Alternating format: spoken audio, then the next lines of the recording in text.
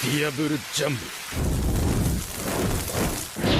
Yo les bros. Eh bien on se retrouve finalement avec un deuxième épisode regroupant toutes les infos des databooks Vivecard. Vous avez clairement surkiffé la première vidéo et vous avez été vraiment très nombreux à vouloir la suite. Donc dans cette vidéo, 23 personnages, notamment Crocodile, Barbe Blanche et l'équipage de Barbe Noire, seront à l'honneur, ce qui est moins que dans la première, mais certaines informations restent toujours autant intéressantes. La source des Vivecard se trouve en description de la vidéo et proviennent du site de The Library of Wara. Donc si vous voulez lire l'intégralité des informations, allez-y, cependant c'est en anglais. Comme d'habitude, si cette vidéo vous plaît, n'hésitez pas à y laisser un petit pouce bleu, ça ferait plaisir, merci beaucoup. Allez, commençons désormais. C'est Jinbei qui ouvre le bal, officiellement considéré comme le 10e membre des Mugiwara en tant que timonier. Oui, si vous en doutiez encore ou si vous êtes un grand fan de l'homme poisson, vous pourrez balancer à la tronche de tous ces détraqueurs qu'il fait bel et bien partie des Mugiwara. Oda souhaitait à l'origine l'introduire comme antagoniste, celui qui tirait les ficelles derrière les actes d'Arlong. Il a abandonné l'idée pour finalement s'en vouloir profondément des actes de ce dernier. Alors, pour le coup, j'ai un peu du mal à voir Jinbei en méchant, mais je pense qu'il aurait fait un bien meilleur antagoniste qu'Cody Jones, qui était, je trouve, absolument sans saveur. Son caractère des hommes poissons est quant à lui exceptionnel. Ça, nous le savions déjà, mais c'est bon de le rappeler. J'aimerais juste surtout savoir s'il est le meilleur de cette discipline ou si un autre personnage encore plus puissant utilisant cet art martial existe. Passons à Vivi, qui est elle aussi officiellement considérée comme membre des Mugiwara. Effectivement, avec les aventures qu'ils ont vécues tous ensemble, on peut penser qu'elle fasse partie intégrante de l'équipage. Alors dans ce cas-là, qu'en est-il de Kinemon et Momonosuke qui sont avec les Mugiwara depuis plus de 300 chapitres déjà et une bonne paire d'arcs. Il ferait d'excellents Mugiwara finalement. Hancock, l'impératrice pirate. Rien d'incroyable outre le fait qu'elle possède bel et bien les 3 formes de haki. Elle a déjà avoué posséder le haki des rois dans le manga, mais nous ne l'avions jamais vu encore. En tout cas, c'est bel et bien confirmé ici. Crocus, un ancien de Roger, il possède le haki de l'observation. Alors même si vous êtes beaucoup à vous en tamponner l'arrêt comme jamais de cette information, je dois dire qu'elle m'intéresse pour une seule et unique chose. Crocus était le médecin de bord de l'équipage de Roger.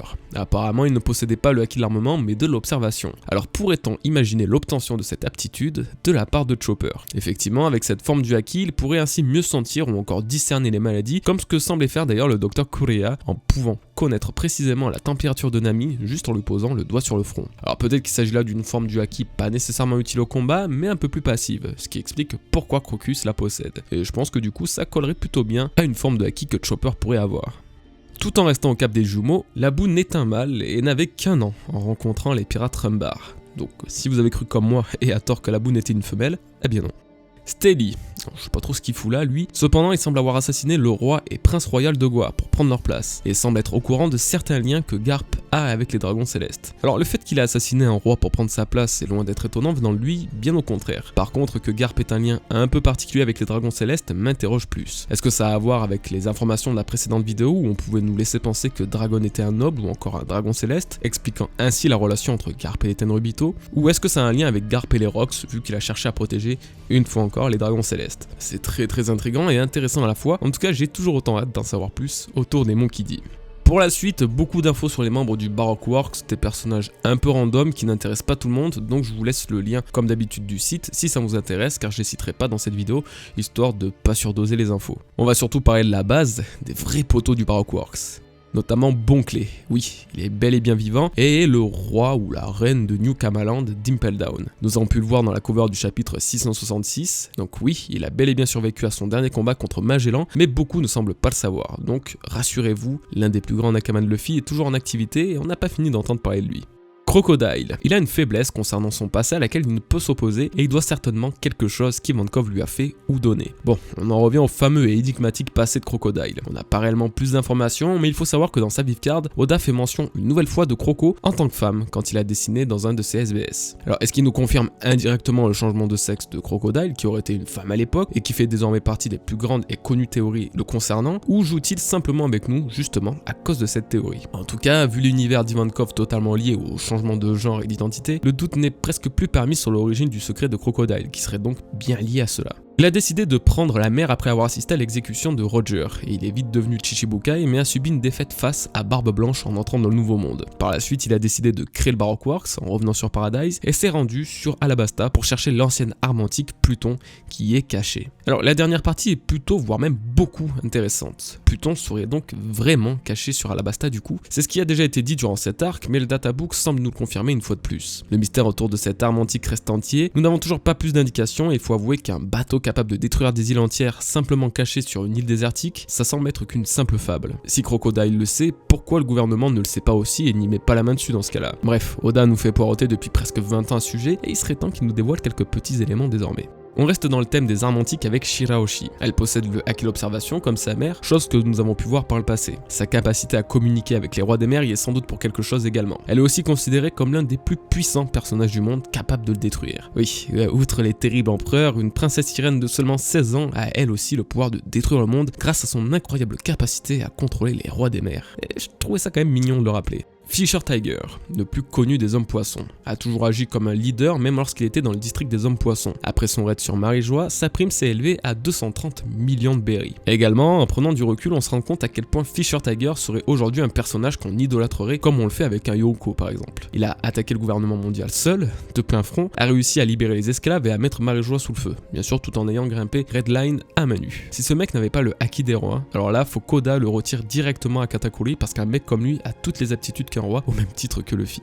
Enfin, un roi ou un leader du moins. Désormais, tout ce qui va s'enchaîner est du très lourd et ça commence immédiatement avec le grand Barbe Blanche. Barbe Blanche est né sur Sphinx Island, l'île vue dans le chapitre 909. Il est devenu orphelin très tôt et le pays est tombé dans le chaos vu qu'il ne pouvait être protégé par le gouvernement mondial. Ensuite, il avait le titre de plus fort au monde, déjà avant la grande ère de piraterie d'après sa grande force et son immense pouvoir capable de détruire le monde. Et là c'est assez important. Oui, malgré la présence de Roger sur les mers, Barbe Blanche était déjà considéré comme le plus puissant de tous. L'ancien rival du roi des pirates serait malgré tout plus fort que lui et peut-être encore plus redouté. Alors je pense que ça mérite quand même d'éclaircir un peu ce cas super intéressant. Ça a souvent été un sujet de débat de savoir qui entre Roger et Barbe Blanche était le plus puissant. Même si dans leur combat il ne semblait pas y avoir d'ascendant particulier, la force de Barbe Blanche se trouverait donc dans son fruit du démon. N'oubliez pas qu'il est considéré comme étant celui pouvant détruire le monde. En l'utilisant, il peut créer d'énormes tsunamis liés aux tremblements de terre provoqués par les ondes sismiques eux-mêmes générés par son fruit. Donc oui, peut-être que Roger et Barbe Blanche sont sur la même égalité concernant la force brute, mais Newgate a l'avantage d'avoir un fruit totalement destructeur,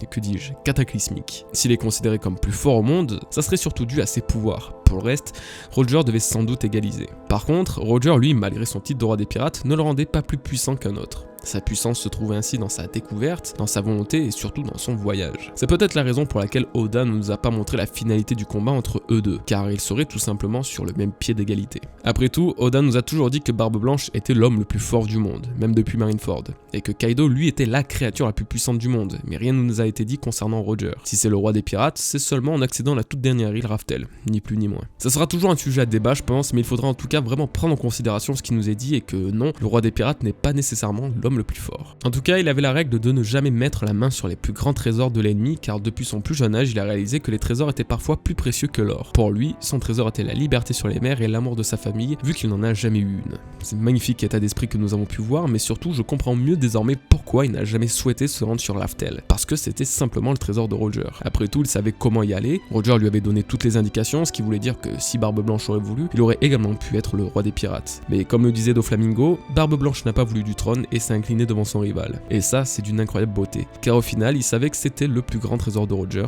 et n'a pas voulu s'en emparer. Avant de créer son équipage, il était membre des Rocks, tout comme Bakin. Il a été reconnu par le surnom de Barbe Blanche bien avant de former son équipage. Évidemment, l'équipage des Rocks devait être d'une puissance incroyable, rien qu'avec la présence d'un Barbe Blanche à son âge d'or. Alors si on compte Big Mom et Kaido, pour ne citer que, ça tire d'une véritable folie. Il a les 3 formes de haki, alors là, malgré le fait qu'il n'ait pas utilisé son haki sur Marineford, ou du moins pas énormément, oui, Barbe Blanche a bien les 3 formes, n'en doutez plus.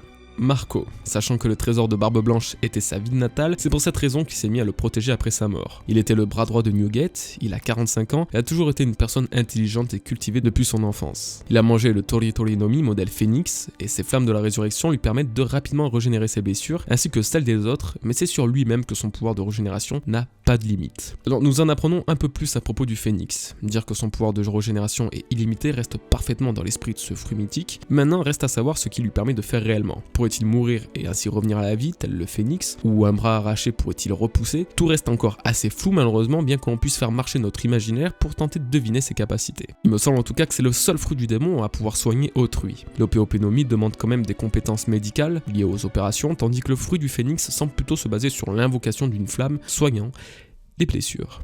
Portgas the Ace. Alors très peu de choses sur lui, autre qu'il avait bien le haki des rois et qu'il ne fuyait jamais quand il était question de protéger les autres, comme son père. Bon alors, on ne sait pas déjà de quel père il s'agit, si c'est Roger, Barbe Blanche ou peut-être même les deux, mais une chose est sûre, c'est que ce jour-là, il aurait mieux fait de pas écouter ce qu'Akainu lui a dit.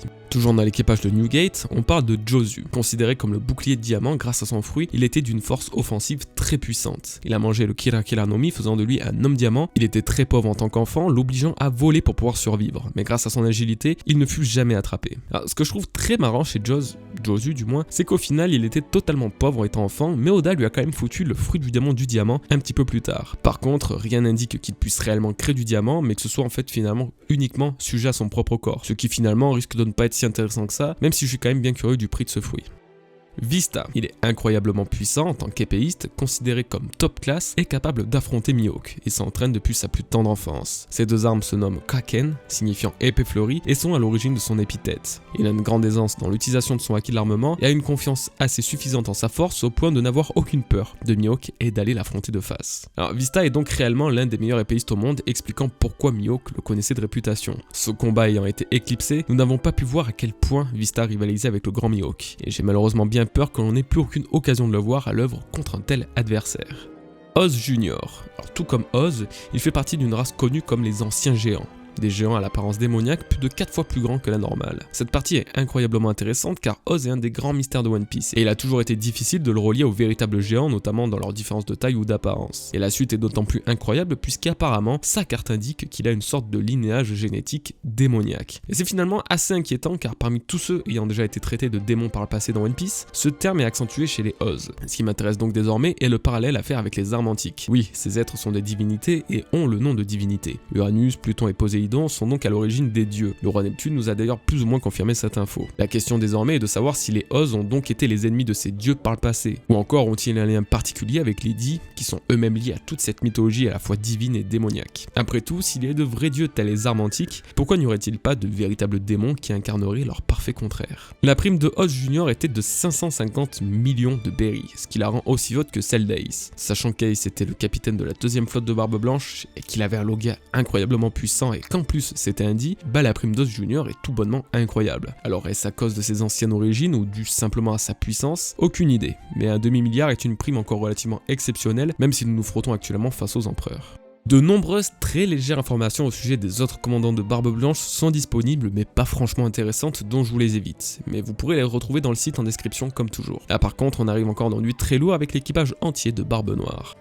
Concernant Barbe Noire, il est bien confirmé que c'est lui qui a fait la cicatrice à Shanks avec son arme de pugilat ressemblant à une griffe. Ça on le savait, mais il a toujours fait profil bas dans l'équipage de Barbe Blanche pour pas se faire remarquer et a jamais utilisé sa force entièrement. C'est pourquoi il a pu prendre avantage sur Shanks en le blessant, car il est bien plus fort que n'importe qui aurait pu le penser. Donc oui, si vous posez encore la question, c'est bien l'arme que l'on voit sur la couverture du tome 96, et qui, si je me trompe pas, semble être un Bagnaka. Pour le reste, ça confirme vraiment le fait que Teach cachait sa force depuis le début. C'est vrai qu'à l'origine, je pensais simplement qu'il était pas si fort que ça, mais qu'il devait sa puissance à son fruit du démon. Mais non, c'est un monstre dans tous les sens du terme. Vu qu'il ne savait rien sur lui, la marine lui a donné une prime de 0 berry. Après les événements de la Grande Guerre de Marineford, elle est montée jusqu'à 2 247 millions et 600 000 berry, ce qui signifie la plus grande augmentation de prime dans l'univers de One Piece. Il possède 2 fruits du démon grâce à son corps différent, ce qui est toujours autant mystérieux car nous n'avons absolument pas de détails supplémentaires. Malgré son attitude cruelle et mauvaise, il croit profondément au fait que le rêve des hommes ne meurt jamais. Il a grandi sur Grand Line en ayant une enfance douloureuse et surtout très solitaire. Oda souhaitait aussi lui faire porter un cache-œil à l'origine et il a bien les deux formes du haki. Cependant, le haki des rois n'est pas encore spécifié.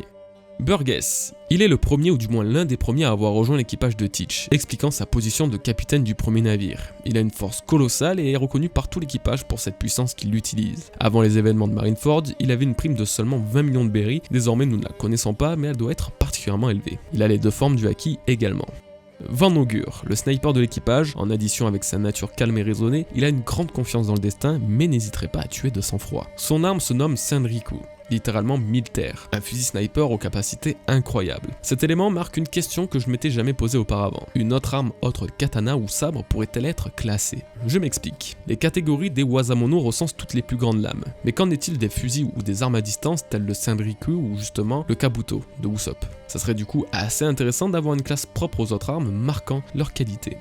Lafitte, le navigateur de l'équipage. Son habilité à déployer des ailes et à voler semble venir d'un fruit du démon. Mais il est aussi indiqué que cela pourrait être quelque chose d'autre. Pour l'instant, pas plus d'infos supplémentaires, ça peut être effectivement une race différente, un peu comme celle de King par exemple. Il est particulièrement bon comme hypnotiseur, mais il a dû quitter son poste de shérif à cause de ses tendances brutales et sadiques envers les prisonniers, devenant ainsi un pirate. Pour finir sur l'équipage de Barbe Noire, Doc Yu, il a toujours été fragile depuis son enfance, c'est à cause de sa mauvaise santé qu'il semble être vieux malgré ses 28 ans. Oui, 28 ans. Ce type a 28 ans. Il s'agit du docteur s'occupant de l'équipage, et comme on dit, les cordonniers sont souvent les plus mal chaussés. Son épithète est Shinigami, soit dieu de la mort. Il provient de sa façon à s'amuser avec la vie des gens, tout comme le fait un Shinigami justement. Il mesure la valeur des gens par leur chance en leur donnant des pommes piégées. Pour finir, mais surtout rester dans le thème de l'arc de Jaya, Bellamy, il s'est officiellement retiré de la piraterie pour faire des drapeaux. C'est pourquoi il fait des drapeaux pour Luffy dans l'espoir de payer la dette qu'il a envers lui. J'imagine que ces drapeaux serviront donc à décorer la flotte des Megiwara et qu'ils seront entièrement aux couleurs de leur capitaine lorsqu'ils interviendront à Wano. Bon, et voilà, ça aurait été une très grosse vidéo finalement, et encore je vous le redis, mais il y a de très nombreuses informations que je n'ai pas ajoutées simplement car elles n'étaient pas suffisamment importantes pour être mentionnées, du moins à mon sens. Les sources sont évidemment retrouvables en description une fois de plus. Nous sommes déjà à la moitié des databooks, oui ça va vite, mais on se retrouve dans un peu plus de 2 semaines je pense pour l'avant-dernier épisode qui réserve encore de bonnes petites révélations. J'espère en tout cas que ça vous aura toujours autant plu, si c'est le cas n'hésitez pas à vous abonner, ça serait vraiment top, et éventuellement de checker les dernières vidéos que vous auriez pu manquer. On se donne donc rendez-vous bientôt pour une nouvelle vidéo, en attendant portez-vous bien et faites bien attention à vous. Peace les bros.